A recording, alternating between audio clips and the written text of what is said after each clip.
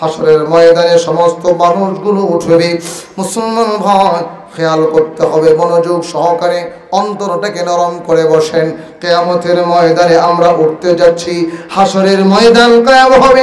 ওয়া নাহশুরুহুম জামিআ, আল্লাহ পাক বলেন তাদেরকে আমি সবগুলোকে হাসরের ময়দানে উঠাবো।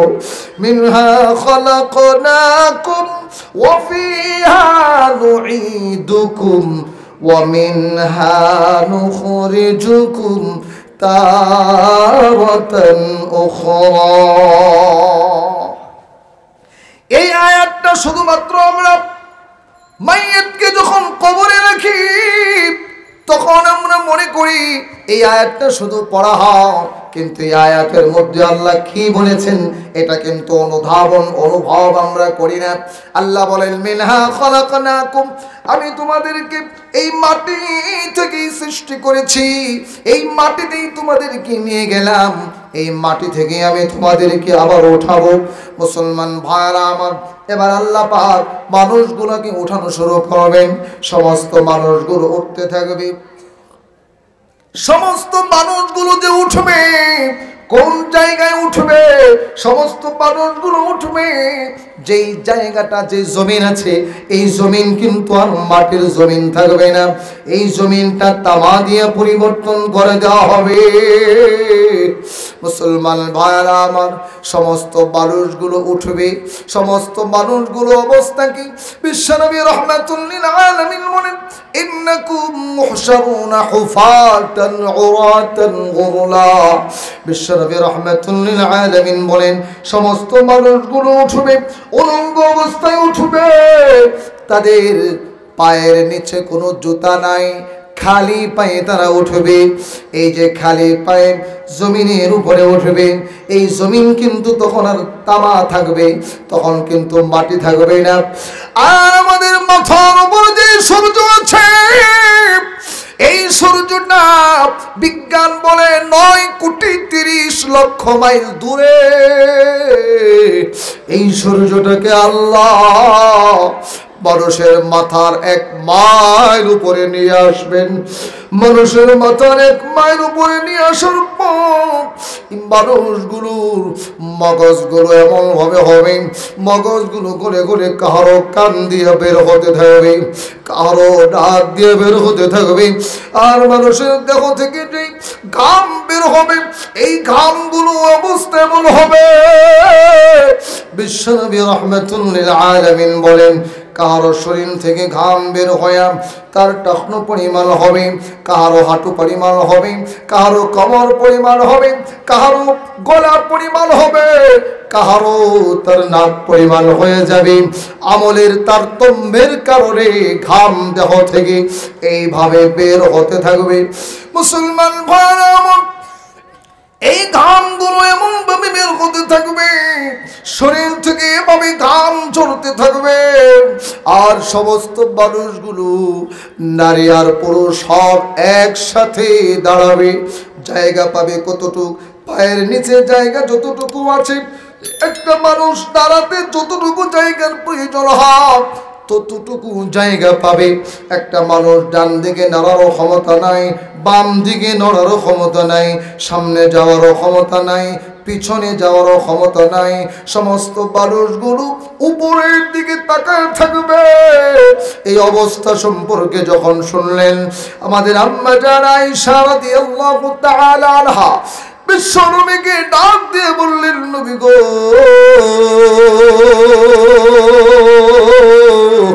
সমস্ত মানুষগুলো যদি অলঙ্গ অবস্থায় দাঁড়ায় তখন তো সেখানে নারীরাও থাকবে, পুরুষেরাও থাকবে, আমরা নারীরাও থাকবো, আমাদের কি লজ্জা হবে না? আমাদের কি লজ্জা হবে না? বিশ্বনবী ডাক দিয়ে বলবেন, আয়েশা, ও আয়েশা শুনো, এই মানুষগুলো যে দাঁড়াবে সমস্ত মানুষগুলো উপরের দিকে তাকায় থাকবে। বিচার কার্য কখন শুরু হয় এই চিন্তায় আর সমস্ত মানুষ উপরের দিকে তাকায় থাকবে। ডানে কে আছে, বামে কে আছে, সামনে কে আছে, পিছনে কে আছে, একটা মুহূর্ত তাকানোর কোনো সুযোগ পাবে না। এইভাবে মানুষগুলো 50,000 বছর দাঁড়িয়ে থাকবে। আল্লাহ পাক বলেন ইয়াউমান কানা মিকদারুহু 50,000 সানা। আল্লাহ পাক বলেন 50,000 বছর গুলো মানুষ দাঁড়ায় থাকবে। ও মুসলমান ভাইরা আমার, অবস্থা কিন্তু খুবই, আমরা সবাই মনোযোগ সহকারে নিজের অন্তরটাকে নরম করে দিয়ে হাসরের ময়দানে আমরা উঠতেছি। হাসরের ময়দানে আমরা আল্লাহর সামনে দাঁড়িয়েছি। মন মানসিকতা নিয়ে শোনেন, মনোযোগ সহকারে কথাগুলো অনুধাবন করার চেষ্টা করেন। সমস্ত মানুষগুলো দাঁড়িয়েছে, এমন অবস্থা উপরে সূর্য চলে এসেছে, পায়ের নিচে যেই জমিন তামাদা পরিবর্তন হয়েছে, এমন অবস্থায় আমার আল্লাহ রাগান্বিত অবস্থায় থাকবে। আল্লাহ রাগান্বিত অবস্থায় থাকবেন। সমস্ত ফেরেশতারা চতুর্দিকে পুরা হাসরের ময়দানকে তারা বেষ্টন করে নেবে, কেউ যেন পলায়ন করতে না পারে। আল্লাহ পাক কোরআনের মধ্যে বলেন ইয়াউমা ইয়াকুমুর রূহু ওয়াল মালাইকাতু সাফফা لا يتكلمون إلا من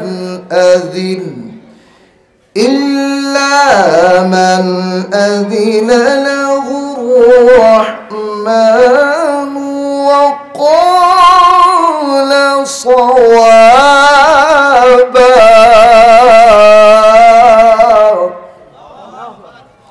মুসলমান ভাইরা আমার, অবস্থা লক্ষ্য করেন। পুরা হাসরের ময়দান, চতুর্দিকে সমস্ত ফেরেশতারা দাঁড়িয়ে আছে। আল্লাহ পাকের অনুমতি ছাড়া কারো কথা বলার অনুমতি নাই, কারো কথা বলার সাহস নাই। সব ফেরেশতা কাতারবন্দি হয়ে দাঁড়িয়েছে।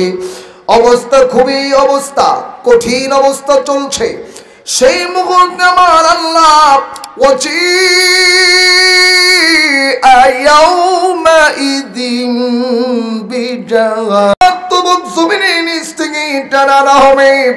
জাহান্নামের শরীরের মধ্যে করা হবে। মুফাসসিরিনে কেরাম বিশেষ করে আল্লামা শফি রহমাতুল্লাহি আলাইহি তাফসীর মাআরিফুল কোরআনে এই আয়াতের ব্যাখ্যায় লেখেন জাহান্নামের শরীরের মধ্যে 70,000 কড়া হবে। প্রত্যেকটা কড়া 70,000 ফেরেশতা ধরে আনবে। এই যে জাহান্নামটাকে টেনে আনবে, জাহান্নাম হুঙ্কার মারতে থাকবে, এমন হুঙ্কার মারতে থাকবে, আল্লাহকে হুঙ্কার মেরে বলতে থাকবে আয় আল্লাহ, তুমি না বলেছো মানুষ আর জিন হবে আমার খাদ্য। ওই যে দেখেন এই মানুষগুলো, আমাকে ছেড়ে দাও, এক লুকমায় সবগুলোকে গিলে ফেলবো। মুসলমান ভাইরা আমার, সেই মুহূর্তে সমস্ত মানুষগুলোর অবস্থা কি হবে?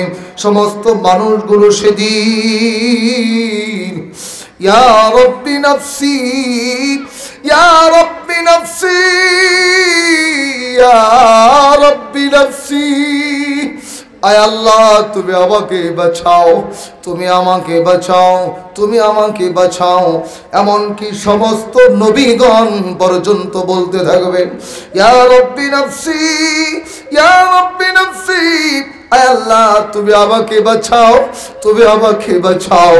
কিন্তু একমাত্র একজন নবী, একমাত্র আমার নবী, আপনার নবী সরকারে দু আলম সাইয়্যিদুল মুরসালিন, ইমামুল মুরসালিন, খাতামুন নবীন, রাহমাতুল লিল আলামিন, বিশ্ব সবার সভাপতি, উম্মতের কান্ডারি, দয়ার নবী, মায়ার নবী জনাব মুহাম্মদুর রাসূলুল্লাহ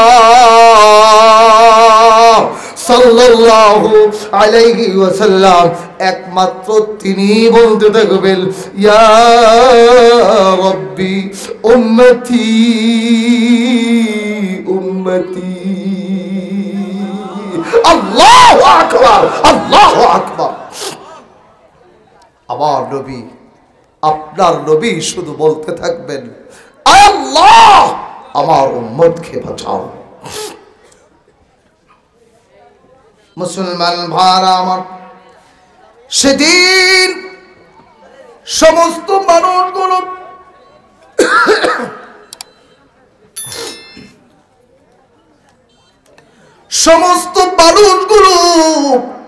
পেরেশান হয়ে যাবে, বিচার কার্য শুরু হয় না। আল্লাহ পাক রাগান্বিত অবস্থায় থাকবেন। সমস্ত মানুষগুলো ওই যে সূর্যের তাপের নিচে দাঁড়িয়ে আছে, শরীর থেকে ঘাম ঝরতেছে, নিচে তাদের পায়ের নিচে জুতা নাই, স্যান্ডেল নাই, অবস্থাটা কি চলছে? আল্লাহ রাগান্বিত অবস্থায় থাকবেন। জাহান্নাম হুঙ্কার মারতেছে, সমস্ত মানুষগুলো পেরেশান, আর কত সহ্য হয় না। সমস্ত মানুষগুলো মিলে এবার বিচার কার্য শুরু করার জন্য আল্লাহর কাছে আবেদন করবেন। আল্লাহর কাছে আবেদন কে করবে? আল্লাহর কাছে আবেদন করতে গিয়া সমস্ত মানুষগুলো মিলে সর্বপ্রথম আদম আলাইহিস সালাতু ওয়াস সালামের কাছে আসবেন। আদম নবী ডাক দিয়ে বলবেন, না না না, আজকে এই দিনে আল্লাহর সামনে দাঁড়িয়ে কথা বলার ক্ষমতা আমার নাই। আদম নবী থেকে এবার তারা সমস্ত মানুষগুলো আসবেন নূহ নবীর কাছে। তিনিও বলবেন, আজকের এই দিনে আল্লাহর সামনে দাঁড়িয়ে কথা বলার ক্ষমতা আমার নাই। নূহ নবী থেকে সমস্ত মানুষগুলো আসবে ইব্রাহিম আলাইহিস সালাতু ওয়াস সালামের কাছে। ইব্রাহিম নবী একই কথা বলবেন। ইব্রাহিম আলাইহিস সালাতু ওয়াস সালাম থেকে মানুষগুলো আসবেন হযরত মূসা আলাইহিস সালাতু ওয়াস সালামের কাছে। মূসার পর সমস্ত মানুষগুলো আসবে হযরত ঈসা আলাইহিস সালাতু ওয়াস সালামের কাছে। তিনিও বলবেন, না না না, আজকের এই দিনে বিচার কার্য শুরু করার জন্য সুপারিশ করা, আল্লাহর সামনে দাঁড়িয়ে কথা বলার ক্ষমতা আমার নাই। সেই মুহূর্তে তিনি বলবেন, তবে আজকের এই দিনে আল্লাহর সামনে দাঁড়িয়ে কথা বলার একমাত্র ক্ষমতা আখিরি নবী মুহাম্মদুর রাসূলুল্লাহ সাল্লাল্লাহু আলাইহি ওয়াসাল্লাম ছাড়া আর কারো না।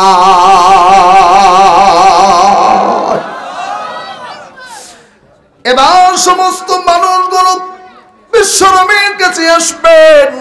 বিশ্বনবীর কাছে এসে যখন বলবেন সুপারিশ করার জন্য, এবার আল্লাহ নবী আল্লাহর কাছে সুপারিশ করার জন্য রওনা হবেন। আল্লাহর পাকের সামনে মাকামে মাহমুদের মধ্যে সিজদায় পড়ে গিয়া আল্লাহ পাকের প্রশংসা এত বেশি করতে থাকবেন। প্রশংসা করতে করতে আল্লাহ পাকের গুসা ঠান্ডা হয়ে যাবে।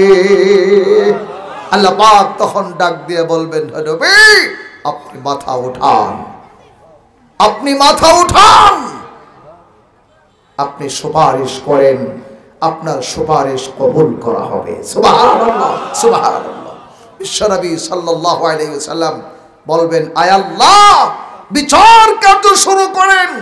যারা জান্নাতে যাওয়ার তারা জান্নাতে যাবে, যারা জাহান্নামে যাওয়ার তারা জাহান্নামে যাবে।